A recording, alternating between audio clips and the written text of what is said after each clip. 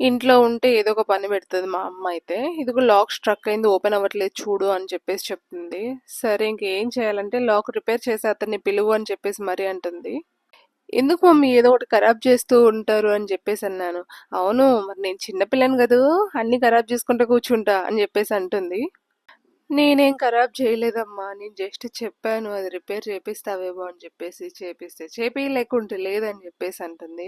వద్దులేమ్మా అంతంత పెద్ద పెద్ద మాటలెందుకు కానీ అని చెప్పేసి ఫోన్ చేశాను. రిపేర్ చేసే అతనికి వస్తున్నాను ఒక 5 మినిట్స్‌లో ఉంటాను మేడం అని చెప్పాడు. సరే అని చెప్పేసి వెయిట్ చేశాను. రానే వచ్చాడు. లాక్ డిఫరెన్సెస్ చూపిస్తున్నాడనమాట ఇక్కడొచ్చేసి. లక్కీగా ఏంటంటే ఆ రూమ్‌కి 2 డోర్స్ ఉన్నాయన్నమాట. బ్యాక్ సైడ్ నుంచి వచ్చి ఓపెన్ చేశాడు. ఇక్కడ ఒక మోసం జరగబోయింది. ఆ మోసాన్ని నేను గుర్తించాను. ఆ వీడియో ఏంటో నెక్స్ట్ వీడియోలో చెప్తాను. ఇలాంటి వాళ్ళొచ్చినప్పుడు కొంచెం దగ్గరుండి మరీ చేయించాలనమాట.